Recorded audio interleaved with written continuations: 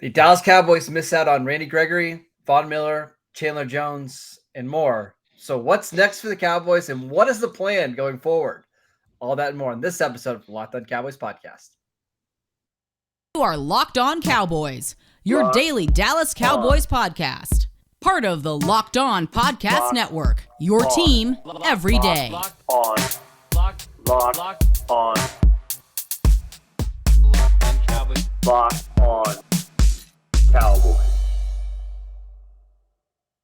Welcome back to the Locked On Cowboys podcast, part of the Locked On Podcast Network, your team every day. We want to thank you for making us your first listen of the day. We are free and available on all platforms. I am Marcus Mosher. You can follow me on Twitter at Marcus_Mosher. He is Landon McCool. Check him out at McCoolBCB.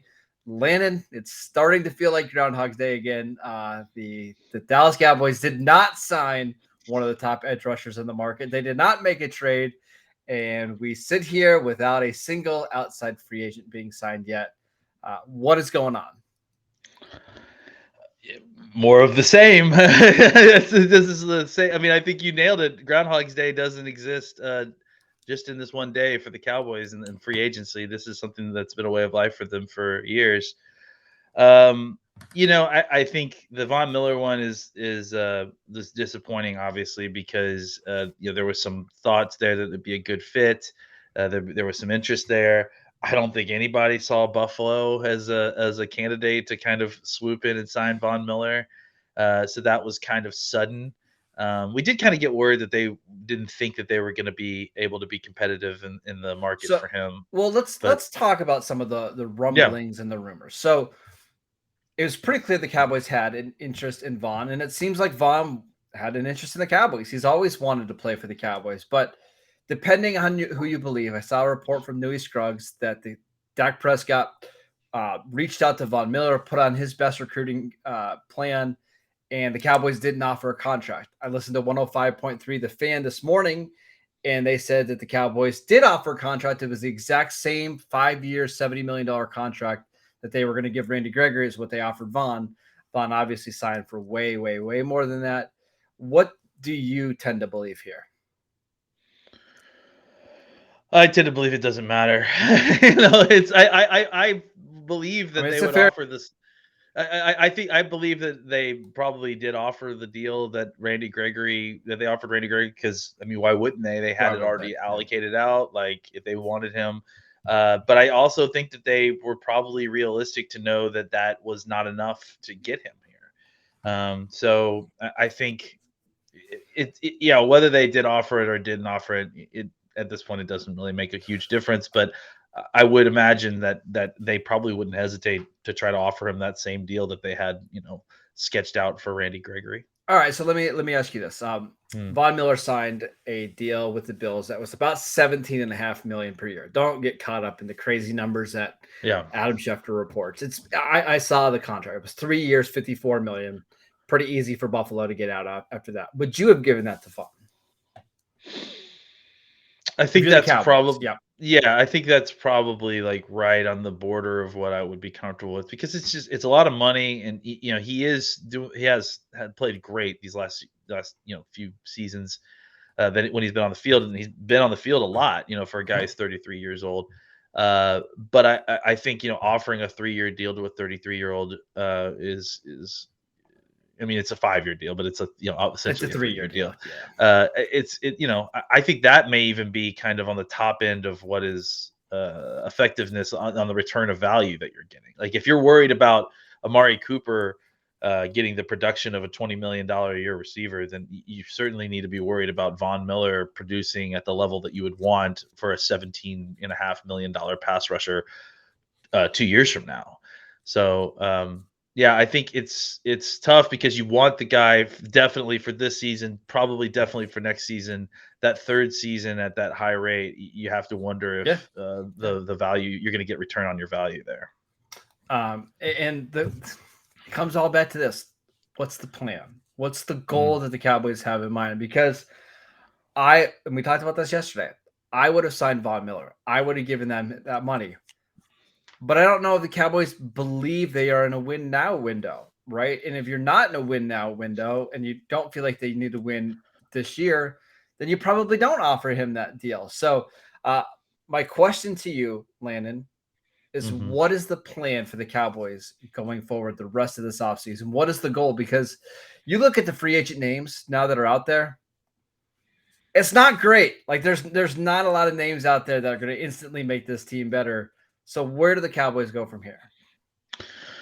Well, I mean, I think at this point you look more into the kind of plan that we were talking about. I mean, I think look, there's still some other kind of top end solutions there. If you're looking to get a guy to be like the replacement at right defensive end, like a full time guy, a premier pass rusher, I think you can still probably kick the tires on a Vikings trade for Danielle Hunter. I'm sorry, Yeah. and I think see what the deal is, see if you trust his back, if you want to. Or if you think it's safe. Outside of that, I would say, at this point, we'll talk about the fact that they signed Dorance Armstrong here in a bit. I think that's, kind of adding more pieces to the solution. So they may be pivoting to more of a defensive end by committee situation, right? Which doesn't sound appetizing to anybody, but the reality is that you signed Dorance Armstrong. I mean, and again, only 20. Well, we'll talk about him in a bit. I like the Dorance Armstrong signing a lot. We'll talk about that in a sec. But I think if you sign Dorance Armstrong, you bring in one more player, either through free agency or through the draft. You've got Micah Parsons as a guy who's obviously going to take a lot of snaps, rushing at that side as well. You could certainly, form solid production at the right defensive end position cobbled together with a couple different pieces. But it may not be as elite or top end as you were hoping for it with someone like Randy Gregory or one of the other top end guys. I mean, almost no matter what you do, it's just not going to be as good as it was last year, right?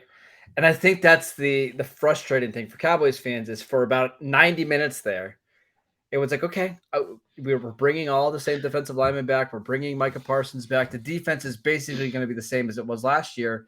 And that's good because the defense was pretty good over the second half of the season. Now it's what can we do to salvage this so we're okay on defense? I look, we love Randy Gregory. We wanted him back, but a lot of the reason we wanted him back was because we felt like there was still more upside there, right? Mm-hmm. There's a little more you could do. I'm not willing to concede that this defensive line is going to be necessarily worse next season than they are this last season because we didn't get a ton out of Gregory last year because of the injuries and a lot of missing time and stuff. So I think the upside was so much higher with Lawrence, Parsons, and Gregory, right? I agree absolutely, and you feel like that's your plan A because you like the upside there. But I also think that some of these guys that we've been waiting on for upside, still have not actually gone out there and produced yet. So it's not like we're losing a ton of production at this point. We're losing upside that we're hoping can fulfill itself. We should pivot to Dorance Armstrong because I think that this is a good signing for the Cowboys, and I think there's upside there too. So I still think that there's a chance that the Cowboys can, put together a extremely talented defensive line or a more talented defensive line than what they had at different points last year. The question now becomes, are they changing the methodology in which they're trying to fulfill that position now that they can't necessarily go and get their top end, $15 million plus, hopefully 10 sack plus type guy. Yeah. All right, let's take a quick break so I can tell you guys about BetOnline. It's that time of year again as college basketball tournaments have finally started. I was watching one of the games right before we jumped on. It's always one of my favorite times of the year. From all the latest odds, contests, and player props, betonline.net is the #1 source for all of your sports betting needs and info. BetOnline remains the best spot for all of your sports scores, podcasts, and news this season. And it's not just basketball. BetOnline is your continued source for all of your sport wagering needs, including live betting and your favorite Vegas casino games. Head to the website today or use your mobile device to learn more about the trends in action. BetOnline, where the game starts. All right, let's talk about Dorance Armstrong. Now, it's not official. We should really mention this because of what's happened over the last couple of days. But the Cowboys are expected to sign Dorance Armstrong to a deal. We don't know the numbers. If you had to guess, what would you say? My guess is like 3 years, $20 million. That sounds right. I mean, I think it's something kind of in the range of $5 to $7 million a year for him, right? Yeah, Like, something like that, right? um, I think it's an underrated signing, I and agree. And in for a fact, lot I of think we should reasons. talk about this before we even say anything. This is separate from the Von Miller, Randy Gregory thing. Like he's not going to Yeah. be that guy, right? So separately of that, it's still a good signing. Yeah, I still think. I think he can potentially produce at Randy Gregory's levels last year. I mean, he almost did in some ways. It just didn't get as much opportunity, and I think he has upside. I don't think he is Randy Gregory, but I think that he's still only 24 years old. He's got 4 years of experience under his belt right now, and he's an ascending player. I mean, this is a guy that for the last 2 or 3 seasons we've watched in training camp put on really good training camps, but just not being able to kind of transfer that success into the regular season. I think this was the first year that you actually saw a level of success there. And they used him in a wide variety of ways. That was one of the things that they did a lot with him, was the ability to kind of have him drop into coverage if they needed him. They used him in a lot of different ways. Maybe now they'll use him just more straightforward as a defensive end. But I mean, I very distinctly remember, once Randy Gregory got injured, there was an enormous drop off in production, just because Dorance Armstrong was taking those snaps instead. I think they still need somebody else, but I think that I love the upside of a 24-year-old who you feel like is getting better. Had five or six sacks last year, 20 something pressures. I think that I think you can look at that and say, hey, this is a guy who probably you're not gonna like just write and pin as your starter or anything. No. But I think that he's a guy who could grow into that role absolutely. And that deal, no matter what it is, honestly could end up looking like a steal 2 years from now, if he kind of even further puts it together, and becomes a solid starter at a rotational defensive end price.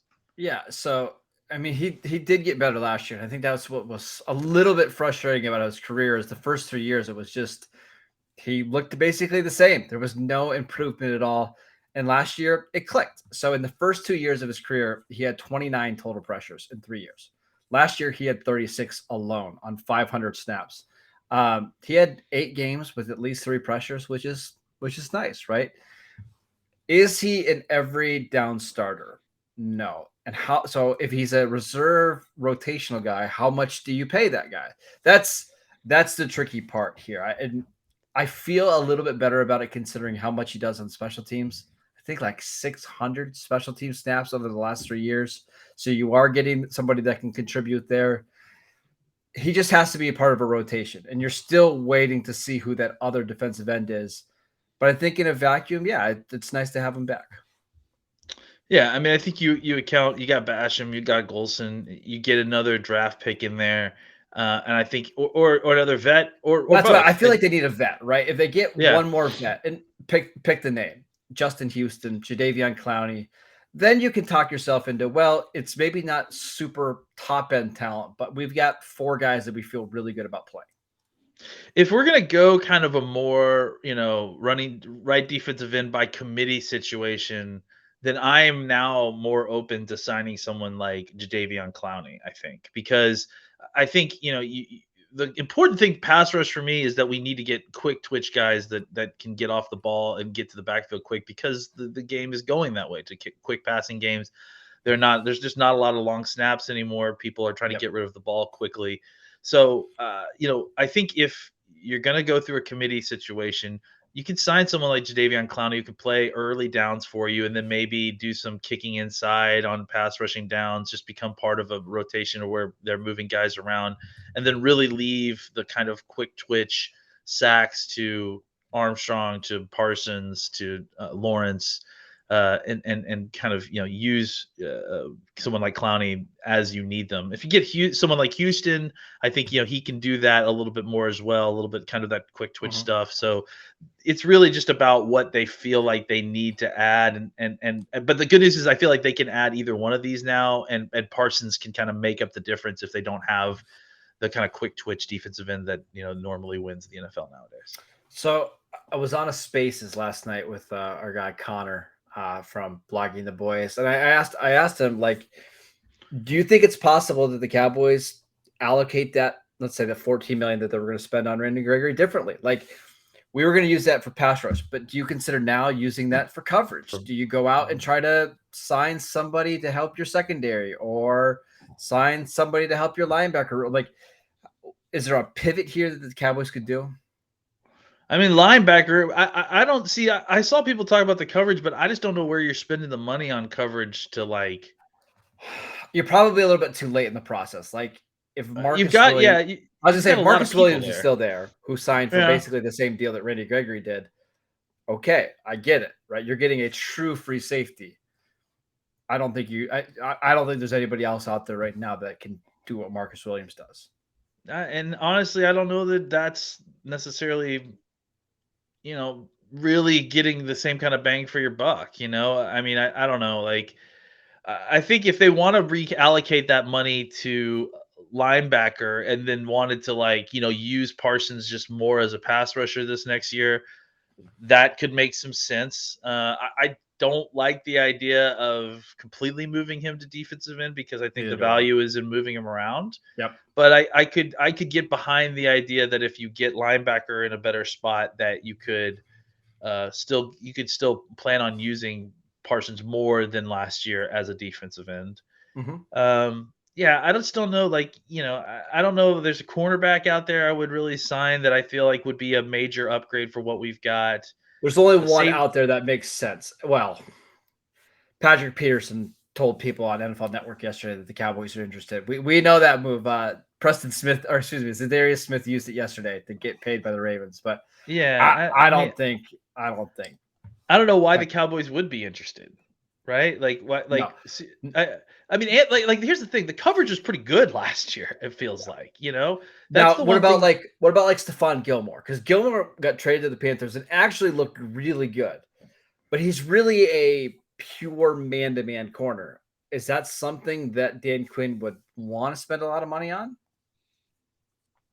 I just don't know why you would. It just doesn't make sense to me. You've got so many resources already allocated here. You got pretty decent play from your cornerbacks last year, and you've got a young player who's ascending. You feel like, I just think that, you've got this money. I understand that it's burning a hole in our pockets because we just feel like we need talent on defense, but it just seems like the secondary right now is the one spot where you don't need it as much. You just it feels like you've got holes in the front seven that need to be filled before you start talking, especially a cornerback. I just it doesn't make any sense to me, a cornerback. Safety, I guess you could convince me if you had a guy that you felt like was a level, a whole level better than what you're planning on signing. But I don't know. To me, that's why we feel like we're in up the part of free agency where there's just not very many $10 to $15 million players out there, right? Yeah. And honestly, I just don't know that there's any out there that you want to spend $15 million on, unless you're talking about a trade situation that someone might have that kind of contract. I don't know about the Danielle Hunter one, man. I asked a couple of people, including our guy Luke, about it, and he said that the Vikings want a Godfather offer for Danielle Hunter, who's played 7 games over the last 2 years. And I'm like, you know what? No thanks. I don't get it. I honestly think that the Cowboys are probably better suited to go the route of what they're kind of hinting that they're doing, signing Dorance Armstrong, and then, getting maybe another cheaper, older free agent pass rusher who can, give you something, and then maybe drafting a guy, in the later rounds. The draft is incredibly deep with pass rushers this year. So there's lots of opportunity to draft a down roster guy and kind of develop him if you want. Caleb on Jason via trade. You interested? Not particularly. Not after having seen him play on the other side of the draft. No. Good. Good. I mean, I am interested in some of these kind of I am interested in kind of the idea of some of these trades that are like, hey, we'll flip a 5 or a 6 for a guy that you guys, new coaching staff, we don't like this guy, like Laviska Shenault. I don't know. Yeah. You know what I'm saying? Like a deal like that. I know Shenault has not been great for them, but he's, it's only his first year. There's tons of wide receivers in that room suddenly, and it's something like that. And I think those are the kind of offers the Cowboys should be looking at. But I think at this point where free agency is, especially at the edge spot, let's see what we can form together in a pass rush using a couple different pieces instead of trying to put all our eggs in a kind of unstable basket. Especially with the Danielle Hunter thing, it's like you're trading draft picks to take on a huge contract for a guy that has had injury problems. Like that's just a ton of risk. Well, so the idea that the Vikings would want a Godfather deal for that is unrealistic. I believe the reason actually why the Vikings want a lot is because his entire salary is basically paid for. And so somebody will have to correct me if I'm wrong, but it would be like $8 million for the next 2 years is all you'd have to pay him. Oh, I guess I must have misunderstood than what I've read because I thought that the teams were going to have to take on the entirety of this deal, or what was left. And I thought it was like 18 million a year or something. Yeah, so they've got a roster bonus that's due tomorrow, I think, and nobody's going to take it. So could the Vikings eat 18 million to get like a second round draft pick or a first round pick? I think that's what they're hoping for. Is hey, we'll take on a salary. You can get him for nothing. But you have to give us a lot of money for it. Basically buying a draft pick. Yeah. It makes it a little bit more interesting, but the problem is still risky, man. You're still getting a guy coming. His last year injury was a torn pec. So I'm not worried about that. He had a pretty major back injury. And I don't know if we want to be the bad back boys at defensive end with DeMarcus Lawrence and Danielle Hunter and paying those guys a bunch of money. Yeah, I mean, Lawrence really kind of bounced back from it. It seems like. I mean, I'm wondering if it still affects him, but I don't disagree. It's a lot of risk for what you're having to pay, and I guess that's why you're even having the opportunity to get a guy like that. But I just think it's a more stable way of roster building to kind of try to split that job up into 2 or 3 different guys, hands, and then just work it that way. It feels like that's a better route to go at this point. I'd rather allocate that money to different positions, which we're going to talk about in just a second. But I want to tell you guys about Rock Auto. With the ever increasing number of makes and models, it's now impossible for your local chain auto parts store to stock up on all of the parts you need. Rock Auto has everything from engine control modules, brake parts, motor oil, and even new carpet. Whether it's for your classic or your daily driver, get everything you need in a few easy clicks delivered directly to your door. Best of all, prices at rockauto.com are always reliably low, and they're the same for professionals and do-it-yourselfers. Why spend up to twice as much for the same parts? Go to rockauto.com right now and see all the parts available for your car or truck. Right, locked on in the How Did You Hear About Us box so they know that we sent you. Amazing selection, reliably low prices, all the parts your car will ever need. Visit rockauto.com today. All right, we spent a lot of time talking about Bobby Wagner. I think you and I are both interested at the right price. We'll see if that happens. I could talk myself into a scenario where, hey, if you pay Bobby Wagner, you've got Jabril Cox, you spend a day 2 pick on a linebacker, and we're using more of Micah Parsons at edge, maybe that's an overall net positive for the defense compared to spending $14 million on Randy Gregory. I can understand that. Do you think it would be? I'll just ask you that before we move on. I think it has every chance. I think it has equal chance to be as good for the Cowboys overall as re-signing Randy Gregory. You know what I'm saying? Like, again, like we're betting on upside with Randy Gregory still, even though he's a 29-year-old defensive end. He's played a ton of snaps. You're betting on the fact that what you saw out of him and the rate in which he was, winning, that would translate out to being extrapolated for, a lot more snaps when he's healthy. Sure. I think with Bobby Wagner, what Bobby Wagner is. Maybe you're getting, 5% less of last season's Bobby Wagner, but you have a pretty solid idea of what you're getting. And as good as Randy Gregory is at rushing the passer at times, I mean, it's hard not to think that Parsons may be better, So I don't know if he can maintain that same level at a higher rate, at a higher snap count of pass rushes.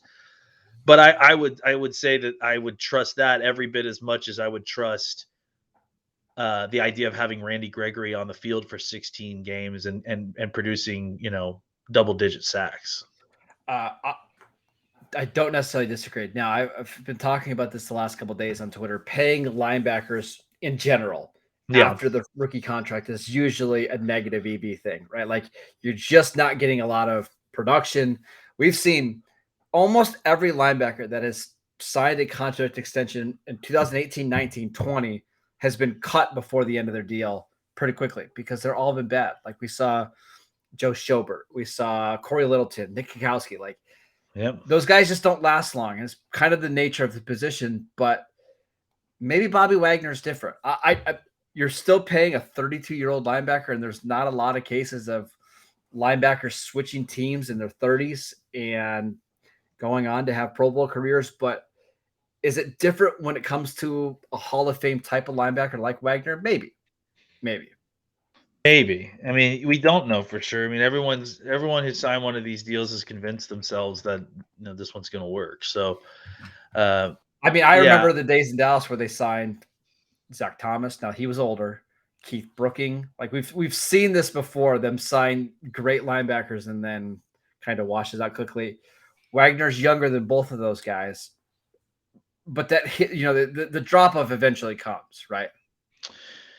Yeah, but we just don't know that. I mean, the drop off is not necessarily as precipitous as him being released would seem to indicate, right? I mean, a lot of what was going on, it's like Cooper, right? It's like it's contract based. So, is he as good as he was when he signed the deal with Seattle? Probably not.